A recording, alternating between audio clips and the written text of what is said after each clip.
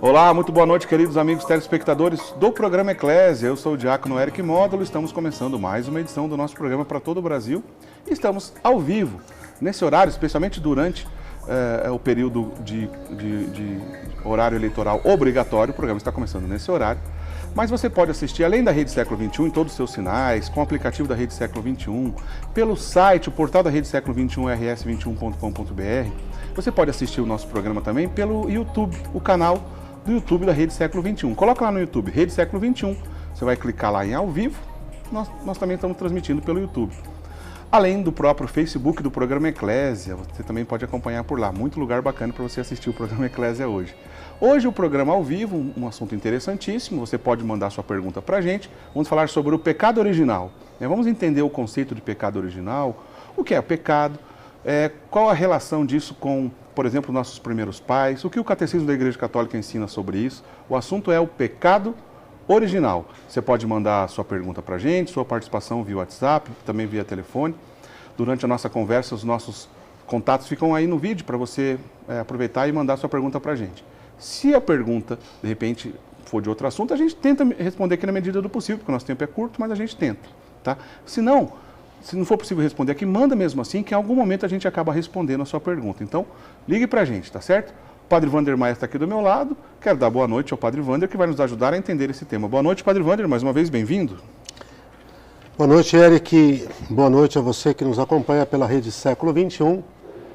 Eu quero confessar que, depois de muito tempo, a primeira jornada em vivo pela Século XXI. É verdade. Não é? O senhor fez muitos programas com a gente ao vivo no passado, depois fizemos alguns gravados e agora voltamos. E agora voltamos, então é uma grande alegria estarmos aqui nessa noite com vocês para, eu acredito, mais uma rica catequese sobre um tema que para nós é vital, ainda mais nesses tempos, quando Pio XII disse de uma forma tão clara essa sua afirmação. Eu tenho uma estima tão grande, Eric, quando ele diz: a perda do sentido do pecado, com certeza, é o maior mal em nosso tempo. Bom, então já que o senhor tocou nesse assunto, essa citação de Pio XII, vamos direto para esse conceito, né? Ao perder o sentido de que é pecado, talvez a grande dificuldade seja para as pessoas, e infelizmente muitos católicos também, de ter claro o conceito de pecado, né? Numa sociedade complicada como a nossa, né? Com uma crise enorme, né? Em relação ao senso do sagrado, enfim, tantas coisas que a gente já, inclusive, conversamos aqui em outras oportunidades. Mas, Padre Wander, antes da gente entender o que é o pecado original, explica pra gente o que é o pecado, o conceito do pecado. Isso mesmo. Eric, antes de citar o próprio catecismo, que hoje eu ainda revia e que tenho a citação em mãos, a citação solene e explícita do catecismo atual, do catecismo da Igreja Católica, sobre o que é o pecado, de uma forma mais abreviada e mais simples, é preciso dizer que o pecado é toda forma de infidelidade e desobediência a Deus. Toda forma de infidelidade e desobediência a Deus, seja na desobediência à lei revelada, seja na desobediência à lei natural, já constitui um pecado. Agora, o Catecismo da Igreja Católica está aqui em nossas mãos, a citação, no parágrafo 1849, com precisão cirúrgica. Aí eu vou citar e desfiamos um pouco. Então vou pedir a tela. Nosso diretor, coloca para a gente aí, por favor, o Catecismo da Igreja Católica 1849, está ali. Vou ler primeiro, padre, o senhor vai explicando na sequência, pode ser? Estupendo. Então vamos lá, lendo ao pé da letra o Catecismo da Igreja Católica, 1849. O pecado é uma falta contra a razão, a verdade, a reta consciência. É uma falha contra o verdadeiro amor para com Deus e para com o próximo, por causa de um apego perverso a certos bens, fere a natureza do homem e atenta contra a solidariedade humana. Foi definido como uma palavra, um ato ou um desejo contrário à lei eterna. Claríssimo, né, Padre Wander? Claríssimo. Eric, vamos frisar o final da afirmação deste parágrafo do Catecismo. Foi definido. A definição clara e solene e magisterial aqui do que é o pecado. Uma palavra, um ato ou um desejo contrário à lei eterna de Deus. Que riqueza, que precisão, que simplicidade. Por que no ato penitencial, no ato penitencial do Santo Sacrifício da Missa, nós fazemos o confiteor, o confesso, exatamente sobre isso. Confesso a Deus Todo-Poderoso e a vós, irmãos, que pequei muitas vezes por pensamentos e palavras, atos, e aqui entra também toda forma de omissão. Ou seja, se a minha maneira, vamos ser agora diretos, Eric, se a minha maneira de pensar, a minha maneira de sentir e a minha maneira de agir vão contrária a Deus e a sua lei eterna, a minha maneira de pensar, a minha maneira de pensar, a minha maneira de sentir ou a minha maneira de agir vão contrários a Deus e a sua lei eterna revelada, isso já constitui o pecado. Toda forma de oposição a Deus. Certo, padre. Bom, somos criados, né, todo homem é criado em imagem e semelhança de Deus. Então nós somos dotados de alguns atributos, né? A inteligência, a vontade e a liberdade. Né? Todo ser humano tem essa capacidade, essas faculdades. O uso indevido desses atributos, podemos dizer que está aí as razões, né, ou as causas do pecado, Padre Wander? Sem dúvida alguma, porque, Eric, qualquer um desses atributos foram dados ao homem como dom. São Paulo vai descrever num determinado momento, lembra-te que nada do que tens, quer dizer, melhor, positivamente, que tudo o que tens recebeste de Deus. Mas tudo o que tens é dom de Deus. De tal maneira, Eric, que a nossa liberdade, por que o homem se fez escravo? Sendo criado na condição livre, se fez escravo. De tal maneira que a nossa liberdade, a nossa inteligência, a nossa vontade, dons de Deus, para um fim, para a sua glória, o seu louvor e o seu serviço. Na medida em que nós nos apropriamos, Eric, desses dons que Ele nos deu, dessas qualidades, em favor próprio, em causa própria, e nós desvinculamos essas qualidades do seu fim último, que é a sua glória, o seu louvor, o seu serviço, eles passam a ser corrompidos. E entendam isso, a própria liberdade, a própria vontade e a própria inteligência, se queridas como um bem em si mesmas, acima do Criador, elas perdem o seu fim, o seu objetivo. Passam a ser corrompidas. É que a liberdade não é um fim, ela é uma consequência, tanto que ela não é um fim que, na medida em que eu me afasto de Deus, na medida em que eu coloco outras coisas acima do Criador, em que eu começo a estabelecer outras prioridades, e utilizo erradamente a minha inteligência e a minha vontade em torno dessas prioridades, imediatamente eu as corrompo e eu me afasto do fim último para o qual elas foram dadas. Elas não estão à mercê. Elas são bens. Vamos fazer uma analogia, Eric. Quer dizer, se eu te dou um certo, se eu te dou um trabalho, Eric, se eu te dou um trabalho, se eu te dou um certo investimento, se eu te dou um adiantamento de salário, ok? E se eu te dou uma estabilidade no trabalho durante um certo tempo, isso é para que você cumpra o seu fim. Não é para que você se aproprie em favor próprio, você se utilize e então corrompa aquilo que lhe foi dado em favor pessoal. De tal maneira que, isso é essencial, qualquer um dessas qualidades, se quiser chamar assim, ou dons dados por Deus, naturalmente ao homem, a sua natureza, utilizados de forma errada, vão ser corrompidos, vão se tornar corrosivos e vão produzir um fruto podre, um fruto estragado, e vão levar o homem na direção contrária de Deus. Isso nenhum de nós, sem dúvida, Eric. Quer dizer, quando a gente olha num amor próprio desordenado, e a gente olha para uma vontade desordenada, para uma liberdade desordenada, e até mesmo para uma inteligência desordenada, sim, orgulhosa e tudo mais, sim, é fácil a gente entender essa relação, sim, né? Sim. A humildade não é a humildade, num certo sentido intelectual, que não é a submissão da inteligência à revelação de Deus. Também nós não temos muito claro isso.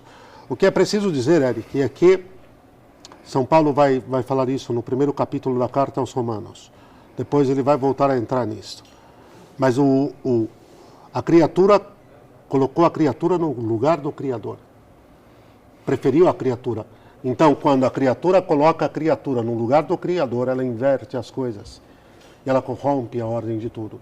De tal maneira que aqui o pecado já começa a reinar, Eric.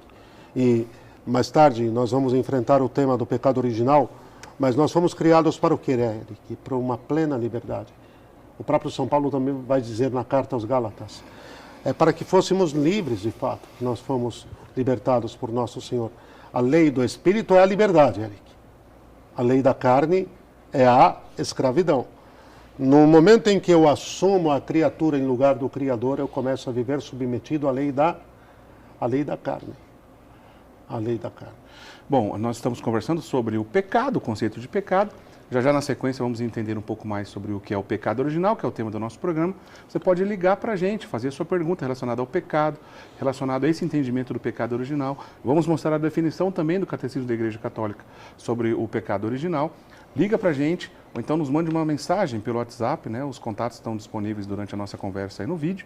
Você liga para a gente e quem sabe a gente consegue colocar a sua pergunta aqui durante a nossa conversa. Já, padre, então vou fazer essa pergunta direto do que é o pecado original. Mas antes ainda, o senhor citou São Paulo, no capítulo 3 da Carta aos Romanos, né? A Carta aos Romanos é aquela carta de São Paulo da maturidade, né? É uma profundidade extraordinária a Carta aos Romanos, né? No capítulo 3, São Paulo afirma assim: todos pecaram, estão privados da glória de Deus. É possível evitar o pecado de alguma forma total? Os santos, os grandes santos da igreja, né, eles conseguiram evitar algum tipo de pecado de maneira total? Sim, sim. Eric, é preciso entender isso. Se o pecado é toda forma de desobediência a Deus e a sua lei revelada, se o pecado é sempre uma ruptura com a vontade do Senhor, é preciso entender exatamente isso.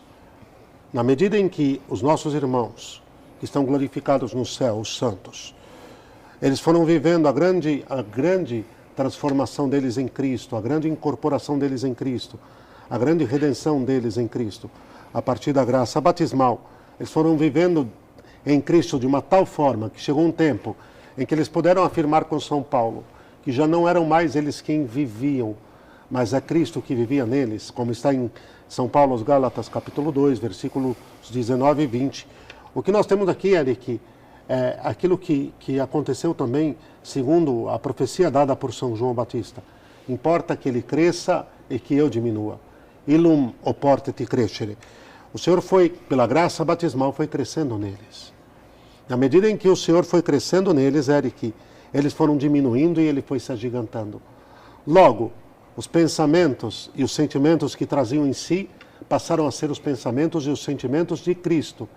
Aí que, na medida em que os seus pensamentos e os seus sentimentos passam a ser os pensamentos e os sentimentos de Cristo, tendo em vós o mesmo sentir e o mesmo pensar de Cristo, um dos 4 imperativos paulinos, o que aconteceu nesse momento, Eric?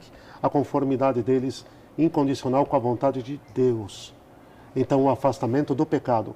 Chegou um determinado momento da vida dos santos, já em via unitiva, Eric, que por consentimento eles não pecaram mais. A 7ª morada. A 7ª morada. Acidentalmente, não essencialmente. Não houve consentimento querido, assumido naquilo que dizia respeito a estar contrário à vontade de Deus, aquilo que Deus estabeleceu, aquilo que Deus lhes ordenava. A 7ª morada é o pico último disto tudo, não? Muito bem colocado, Eric. De tal maneira que sim, os santos venceram o pecado. Tanto que venceram o pecado que imediatamente após terminarem a sua vida nessa terra, nesse mundo, foram imediatamente à glória celestial, com glória. Claro que no céu há distintos níveis de glória, e isso cabe numa outra catequese, Eric, sobre a glória do céu, okay. Ou a glória no céu, né, Eric?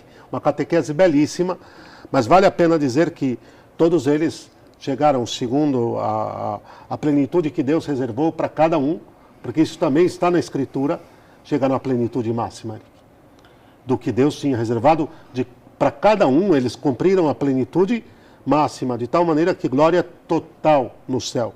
Então os santos, sim, chegaram a um determinado patamar de suas vidas que, pela graça de Deus que neles cresceu e desenvolveu a vida sobrenatural a um patamar tal que já não eram mais eles que viviam, mas Cristo que vivia neles, eles venceram o pecado.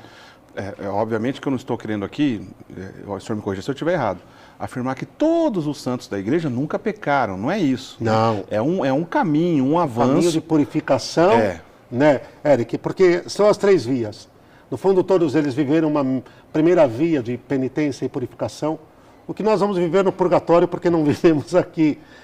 A verdade é essa, Deus é um amor tão grande que já que a maior parte de nós não completará a sua via purificativa neste mundo, Deus porque nos ama e morremos na amizade com Ele, mas não purificados de nós, não purificados do mundo, não purificados da carne. Ele vai purificar no purgatório, o seu fogo, o fogo do seu amor vai extinguir em nós ainda o que restou de apego desordenado à criatura, porque no céu não pode passar nada que não seja integralmente dele, porque há alguém aqui com vestes, com trajes que não são de festa, não são de glória, não são da adoração perpétua. A graça é levada até a sua plenitude. Porque como é que pode estar no céu alguém que não esteja já plenamente revestido da graça de Deus? Essas são as vestes, não? É verdade. De tal maneira que num determinado momento da sua vida, vamos para os exemplos práticos. O São Francisco, bem, é que você tem o pré-conversão e o pós-conversão. Certo. O que acontece na vida dos santos é que quando eles começaram a sua vida em Deus, nós temos também aqueles que Deus foi muito preveniente, que caíram menos até a sua conversão, ou que foram preservados de grandes pecados, como Santa Teresinha, que é um caso excepcional. Mas no caso específico, vamos dizer dos que se converteram. Tá. O que acontece é que esses homens e mulheres maravilhosos de Deus, Eric, no momento em que foram acertados por Cristo na sua história e que começaram a sua jornada em Deus, o que acontece é que eles não olharam mais para trás. A sua via purificativa avançou, a sua via de intimidade, de conhecimento de Deus, do seu mistério, da sua verdade, avançou. A sua via unitiva avançou e foi concluída. E foi concluída. Então, chegou um determinado momento, lá nos comecinhos, depois da sua conversão, é preciso dizer que os santos que chegaram a ter uma vida de pecado antes da sua conversão, após a sua conversão, pecados mortais, Eric, não mais. Pecados veniais ainda continuaram por um tempo, até que terminou a via purificativa. Terminada a via purificativa... Se a gente lembrar aqui de um jovenzinho, por exemplo, Domingos Sávio, antes de morrer do que pecar, né? Tão jovem e tanta maturidade, né, Padre Wander? Que 14 anos? 14 aninhos, né? 14 anos. Bom, mas em nossos dias acabamos de vivenciar a grandeza... Olha, Eric, de coração apaixonado, viu, realmente, pela história, e o testemunho deste menino. Bonito, né? Pela Muito história bonito. E o testemunho desse menino nos levanta. A vida desse mocinho é uma resposta de Deus à sua Santa Igreja nesta hora. Guarde isso, viu, Eric? E é mesmo. Tá? É mesmo. Nesta hora.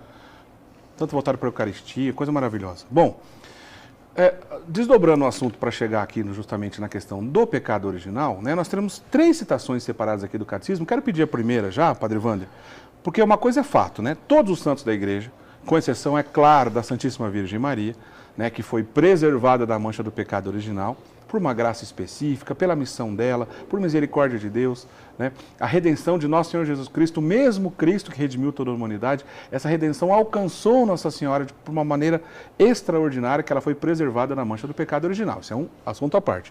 Agora, todos os outros santos da Igreja, né, nasceram com o pecado original.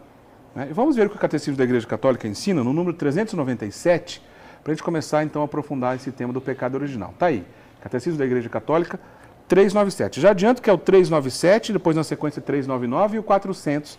Ali está o resumo do ensinamento da Igreja sobre isso. Vamos ler o 397. Tentado pelo diabo, o homem deixou morrer no coração a confiança no seu Criador.